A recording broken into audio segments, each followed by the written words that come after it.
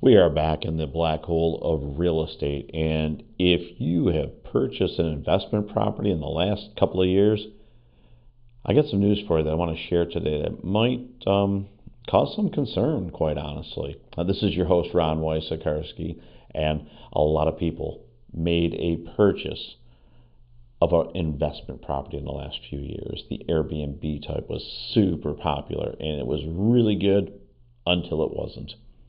Now, what I'm noticing is a lot of people were excited about it, and they were going to make money and have weekly rentals, and they went crazy with it sometimes. I think there was a lack of due diligence somewhere along the line.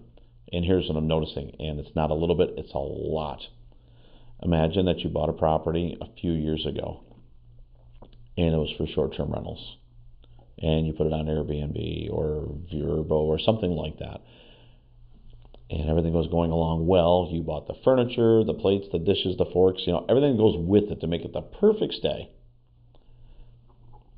And then the regulation came in, and perhaps you knew or did not know that the property was not zoned for short-term rentals. Now, that could have been a lack of due diligence by the buyer, which I always suggest a buyer do their own due diligence along with a quality agent. Maybe the agent didn't notice it or overlooked it or just didn't look into it at all. I don't know how it happened, but what I do know is many people are coming to us today and they're saying, listen, when we bought the property, no one told us we could do short-term rentals. And like, well, did you mention you're doing short-term rentals? Well, we just bought it. We figured we would just do it. Okay, well, if the agent didn't know that you were to do short-term rentals, then maybe it's not necessarily their responsibility to say if you're buying it owner-occupied, if you're ever going to do short-term rentals, that may not fly for you. Now, maybe they said we're going to rent it out, and nobody dug deep enough to ask short or long-term. That is a possibility. Without throwing a stone at anything right now, is it possible that an agent was able to sell a property and get a commission and not look too deep into short-term rentals? Maybe. I don't know. But based on the number of people that are contacting us about long-term property management, it's kind of a problem. And here's what happens. When you have a rental that's short-term, you've got it fully loaded with furniture and everything you need for a stay, just like a hotel. And when you're doing rentals, it's pretty rare that somebody wants to have a fully furnished rental. That would be a contract worker. It's typically not too long. And for most people moving into a rental, they got stuff. So if you've got couches and chairs and everything else, the person that is going to rent it has an option to rent your place out and rent storage and put all of their things in storage for a year or whatever that time is going to be. And if it's not climate controlled, most of that stuff is subject to decay. And I think most people don't want to store their stuff. They want to use their stuff. And the conundrum is right now, it's like, well, you've got this fully furnished rental and the buyer has their own stuff. Who's going to store their things? The used furniture market is not super strong anywhere right now. So if you spent 5 or 10 or 20 or whatever you spent on furnishings for the house, right down to the dishes, are you really going to move them out? And are you going to store them? It's an interesting question. So for those that were doing the short-term rentals and the city, the county, or somebody found out they were doing it and cracked down on them and sent them the nastygram that says you can't do it anymore, they can no longer do the short-term rentals. They want to pivot to long-term rentals. And of course now we have this situation where who's going to put their stuff in storage? And so that's not working out too well either. And if you're the owner of this property, you're thinking, well, you know what? The money was way better when I bought it and did short-term rentals. And the long-term rental price is probably going to be more steady, but maybe not as much as a short-term rental. And then we have this furniture problem, this conundrum of things we're going to do. So it becomes a problem. So if you can't short-term rental and you really don't like the opportunity where you're going to do the long-term rental, then the other option is to sell it. And that's the situation that we're seeing as the third problem. If you bought in the last 2 years, let's just say you paid $300,000 for it, Let's say that you put 20, 30,000 into it. You're in it for 330. You probably need to sell it for 350-ish to break even. Most people would like to at least break even and put some money in their pocket for a couple years worth of work. But prices are relatively flat. They haven't necessarily gone down, but they're flat. And when a buyer notices that you paid $290 for it a year and a half ago or 2 years ago, are they really looking to pay, almost 20% more, $350 in today's market? The interest rates are they're higher than they were a couple of years ago, and the recent change in the interest rates making it a little bit lower is going to entice a few people to take a look.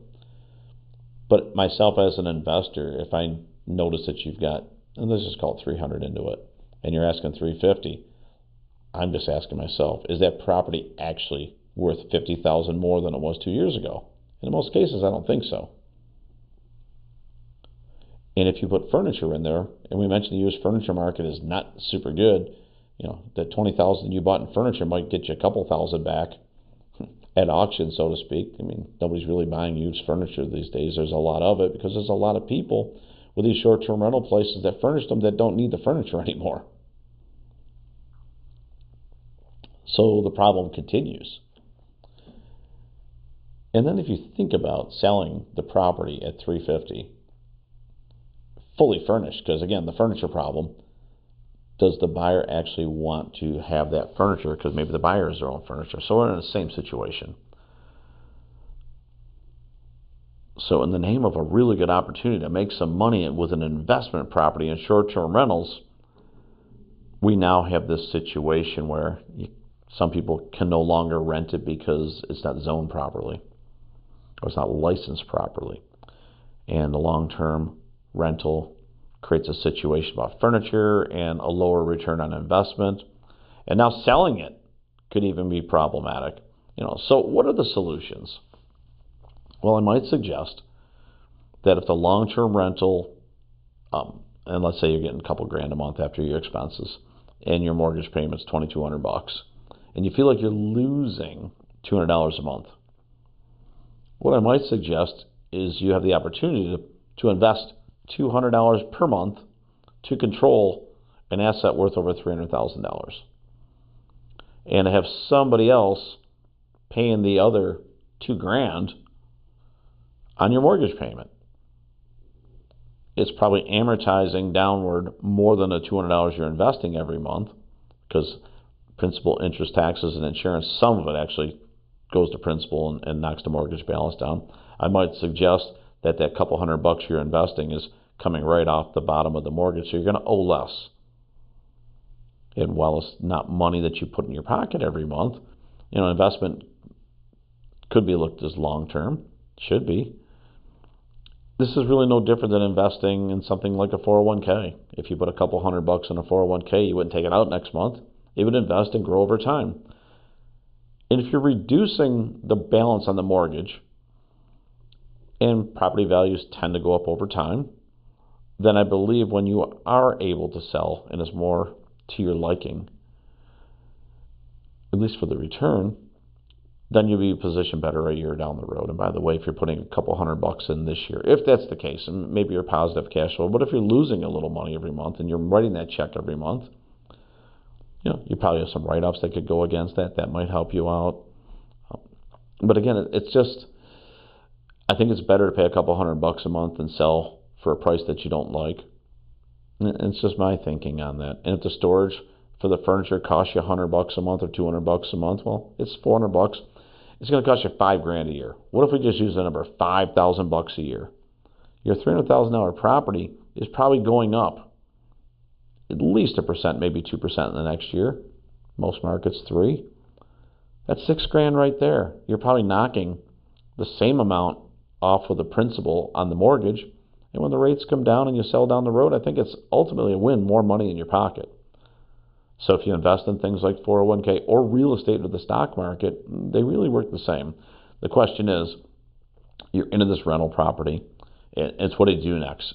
And while the options don't necessarily look favorable on the surface, I can make a really solid case that since you already own the property and you've got a rate on the mortgage that's lower than what you can get today on anything else that you might reinvest into, I might just keep it. And if it costs me a few bucks a month to control a property where someone else is paying 90% of the mortgage payment, I might just take that bet because I'll get it back in write-offs. I'll get it back in appreciation. I will get it back in principal reduction. So if you're in a situation, you know what, sometimes you're going to put our big boy pants on. Maybe you sell off the furniture. Maybe you put it into storage. I mean, let's face it, unless you're going to put it in your house, you're probably not using that furniture in this property as a short-term rental. If you want to do it a little bit differently, maybe buy an additional property where you know that you can use short-term rentals and slide that furniture into the new place and do the short-term rentals there and then rent out the other one long-term.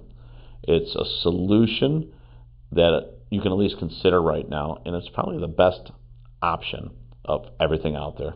This is Ron Wojciechowski for the Black Hole of Real Estate.